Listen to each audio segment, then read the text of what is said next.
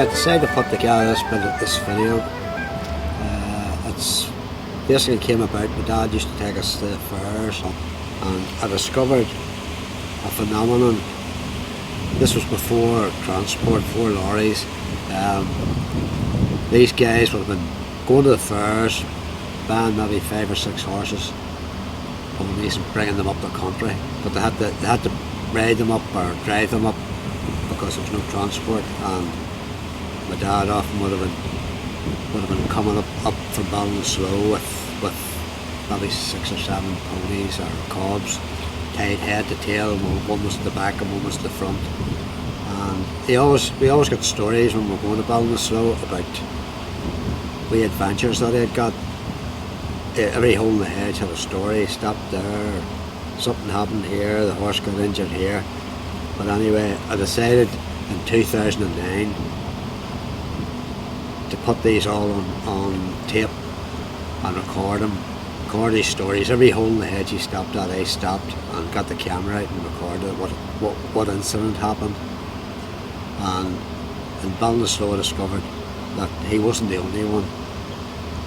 There was one guy, ex-Belfast man, he was living in the Castle Blaney, and he was a tack dealer, and I interviewed him, and he came up with the same story too, him travelling down from Belfast with a guy called Hick Kerr. And I remember my dad, Hick Kerr was a horse dealer from Belfast, and they would have done the same thing as my dad. So I hope you enjoy this wee bit of an excursion down to Ballinasloe. Okay. Well, different fellas would have maybe 5 animals, 4 animals, 6 animals. I used to have 6. I kept 4. Very road and put 2 outside, the rest tied to the tails. So I put a bit of strong leather tails and tied up the tails. And we were done maybe 30 miles a day. And pull up in the middle of the night at a field at the minute for a couple of hours to rest and feed ourselves. Tied the halters down to their knees so as the racy caught. Well, would you had much bother getting through the towns? No. No, like Ballinyack and... No. Well, suppose there wasn't much traffic about? No, there wasn't much traffic. You might have seen a motor about every 2 hours along the road. I'm here with Robbie Cunningham. How you doing, Leo? Robbie's probably from one of the most famous horse dealing dynasties in the north of Ireland. Put it right up in it. And his father, God rest him, was Walter. Walter and Jackie used to... Good old buddies they were. Yeah. Yep. All over. All over Ireland they travelled together. From fairs, all different bits of fairs. Yeah, travelled. Dealt together. Shared one of those rooms. Yeah, and a bit of crack and a bit of wind up and a bit of business, yep. So, yeah, there were bits of boys them. Never be replaced. No. Old school. 100%. No, Characters. My dad always had a thing, leave something for the other man. Exactly, leave him in turn, he'll always come back. He'll always come back. He never topped out on a horse. No, leave him something, no. And you never kick. Right, okay, we're just outside Clonus now, we're just on the road to Ballinasloe, or from Ballinasloe. This is where my dad, Jackie, would have pulled in when it got dark. It would have been an ideal place here for stopping. You know, they could have blocked the end of the lane off, tied the horses up along the verge, and they could have had a bite to eat. Made themselves a bite to eat. Jackie, tell us a wee bit about your stop and know about what went on. Well, we rode about 25 miles a day with horses, and we were stopped at a lane, a countryside lane, a dead end lane, and we let the horses into the lane, tied the shanks to the legs, to the front legs, and we pulled the curtain and got up onto the curtain and left for a couple of hours, rest ourselves, and got up there and made a feed, and tied the horses up and drove on again for an hour 30 miles. What would you cooked on? Powder sticks and made a feed for ourselves. And how many animals would you have been taking up the country at that time? 7 or 8. Tied them sidelines. Did your father ever go to the fair and bring a load of cobs up? by foot or on? Rode them home. Rode them home. From the Moy, Ballymena, Kilray, and Belfast, and Ballyclare Fair as well. Yeah. Yeah, he did that. His father and him would have went on a train or a bus, and he had to give 5 shillings to come home. And that was to get his food and whatever to keep him going. Yeah. And if he didn't spend it all, his father took it off. Yeah. On the picked up deliveries. Some man would have said, "Hey, take that one there, and there's a few shillings." They would have tied the tail, and fought somebody else on Yeah. the road for or whatever they got in them days. Wouldn't have been much, I would have thought. Wouldn't have been much, but they would have got something anyway. But they're gone, and they're not. Gone. They'll not be never be forgotten. Never be forgotten and never be replaced. Never be replaced. Yeah. That's 100%. Never be replaced. Characters. Well, I know, Robbie. When your father passed away, you broke your heart over him. Oh, I did, yeah. Very close. Yeah. Very close. Listen, it's like yourself, your own father. And Yeah, everyone's, yeah. You know, their fathers, their friends, their mates, their Yeah. everything. You know. And they're at the big horse fair in the sky. The No, two mine of them. wasn't going there. What? He wasn't going there. You talk. I'm not. No, he always said No, he he- was going down. He'll get a bye. No. No, he was going down. Father, do you know what? Father says he was never going to heaven. He was going down. Yeah, he said. You had to make do and mend on the road. Oh, you had surely. If you had a horse lost a shoe. You were had an old yoke, you see. You had a tent and an old flat chart. And you had to pull it any place. If you thought you lost the shoe, you had nails and all. And you had a few nails, a bit of a hammer. You put your own shoe on, so you said. Pulled up here and made a feed, with the yokes. I got a feed and then we tied the horses up again and live on. You had a bit of a medical emergency one time. One of the horses got kicked. And it was bleeding badly from the leg. I had a pin in my trousers at the back and I took it out and I put it through his flesh and tied a bit of hair and stopped it. You do manage a thing for the sake of horse's life. But like 40, 50, 60 years ago, you wouldn't have had a mobile phone or a vat handy. I didn't know what they were that time. You had to think on your feet, That used to be lying open around quarry. and that would have been a good place to tie up. Tie up Had you anybody who would have been with you? Joe Weir, for no. Pat Richardson. Pat Richardson. And Pat was that lazy he wouldn't lift the horse's leg up from the foot. He was always looking something to eat. There's a man usually there. You'd maybe even bet there was somebody who could lift the horse's leg up. Look, well, we'll head on to the fair. Right. In the 60s and 70s, my dad was involved in harness racing, trotting, and he was very successful. He won a good few races, and I always remember as a boy going to the trots and watching my dad going around like bad hair, and I was always afraid. He frightened the life out of me. I thought he was going to get killed. Well, one he had his legs astride and not too far from the horse's hind legs, so he was very exposed. And they were on this like a horseshoe, a sulky, which was very light, and they were going at some rate. And I always was afraid of him coming off and getting killed. There was many an accident, but he managed to get round all the time. They were all men.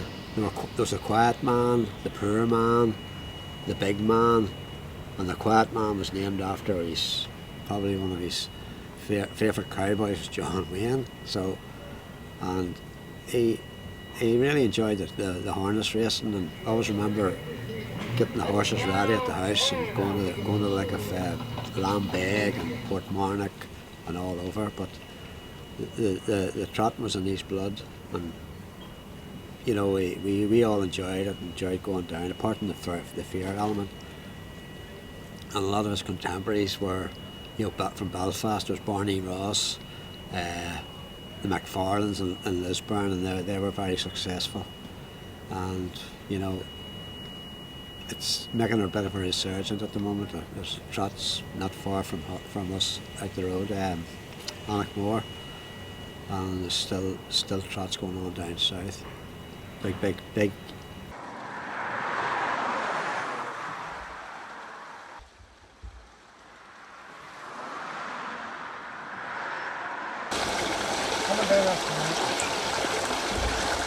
this one of your halting spots? This is a tea place. We used to stop and make tea. So we did. Got to feed and then tied the horses up. Tied them down that lane and we got to feed to tie them up one on ahead. Up in the backs and way home. Is the water still as tasty? It is. It is. Lovely. You didn't taste that water. Spring water? What age were you about? About 17. That would have been during the war, or just after the war, in the 40s. 17 hours. It wasn't yesterday, was it? No. I'm 81 now. And you were born in 1928? 1920. We used to drink the horses here, get them a drink. We did. And we maybe made tea. You'd have been making for this place. This would have been... Oh, yeah, we stopped. This was to stop for half an hour and Well, you had all you needed. You had the lane.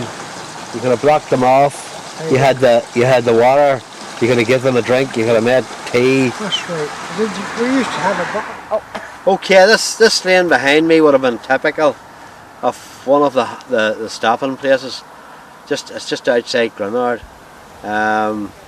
As you can see, it's a dead end lane. They would have been able to tie the horses up. They had the spring, fresh water, so they'd have no problem getting the horses watered and fed. They could have grazed along the side of the road.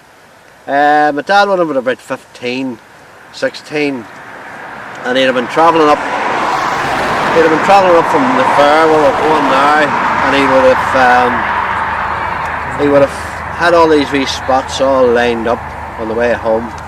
It was basic. They had their own food. They stopped off at wee grocery shops and got some bacon and eggs, and they would have made themselves some food along the road. And basically they were Irish cowboys. You know, they tied the horses head to tail, and one was at the back of the front. They had medical emergencies they dealt with all the time, and you know, they had horses get cut, and they had no mobile phones. In fact, I don't think they had access to a telephone. And when they did have an emergency, it was basically they had to make do and mend. As my father said there, they stopped. He stopped a horse's leg bleeding with a safety pin from his trousers. Probably his trousers were falling by that stage. So this is it.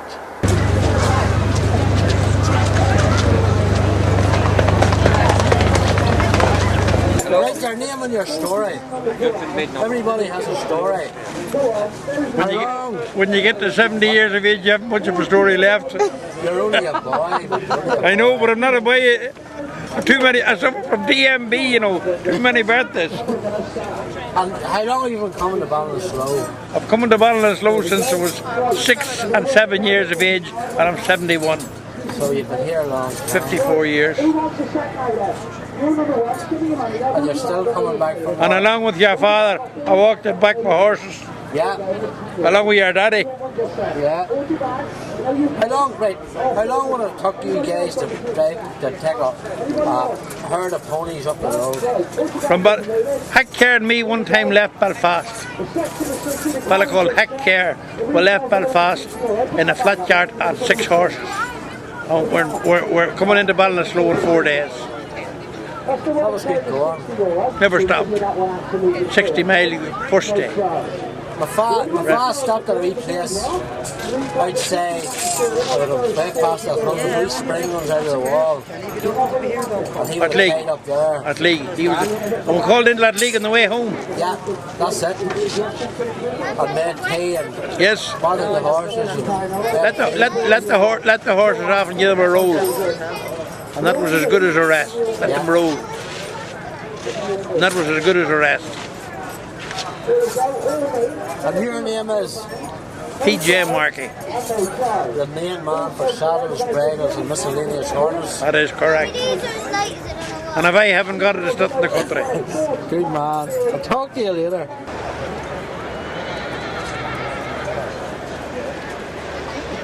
Well, there was 7 of us, and I always remember my mum going into the hospital periodically to have one of my siblings, and I always remember Jackie making us feeds. And one of his favourites was he made scrambled eggs. It was called Jackie's Special. I think everybody remembers Jackie's Special. So we all got a feed of Jackie's Special. The cobs, he loved the Irish cob, and he would have been travelling up and down the country looking for cobs, and he'd have picked out a young one that he could improve, feed, and maybe a 2-year-old or a yearling, and he'd have kept it for in one of his many fields that are around the country, and he would have been going to the fairs, and this was a ritual. He'd brought one of the cobs and tied it up out the back and pulled it round the front, and my mum went mad. He always stole. He was a great man for Omo. Omo had what they call blue whitening. You've heard of the bag of blue, but Omo had blue and made the whites whiter than white, and it worked really well on feather. So my dad was always in the bad books from my mum. Jackie, where's my Omo? And my dad had it all powdered up round the horse's legs to get the feather white, and it really did work, but it probably wasn't too good for the horse's legs. But anyway, that was my dad. Well, the three jolly pigeons would have been one of your stops, wouldn't it? You'd have got provisions. Oh, you took a drink in it? No, you didn't drink. Yeah. You'd have pulled in, got a bit of bacon and eggs and sugar, butter. The makings of a feed. Well, what about the butter? I hear is there a highwayman too? We just had you had a roguish dog with you. The nurture bitch used to steal butter out of the shops and take it out of the front yard. And what about same people on the Three Jolly Pigeons, don't they? The McCormicks. Mm-hmm. You wouldn't have come to the last shop maybe for 20 or 30 mile further on. And in fact. You paid for the butter eventually. Oh, why, surely. Later, when I think you were 71. That was 10 years ago. We went up and we called in for the first time. We always got a story about the Three Jolly Pigeons on the way down. Every hedge had a story. And I remember you telling me about it, and I said one year we'll call in, and I met the guy, McCormick. He was president of the Oliver Goldsmith's the man's name, and he was the president of the Oliver Goldsmith's Appreciation Society, and he instigated the bronze statue to be erected in the local town in Granard, isn't it? I asked him how much butter was then, and he says it would be a couple of euro. So I gave him the €2. So you're clear with the man above, or Eileen is anyway. No hard feelings. Oh.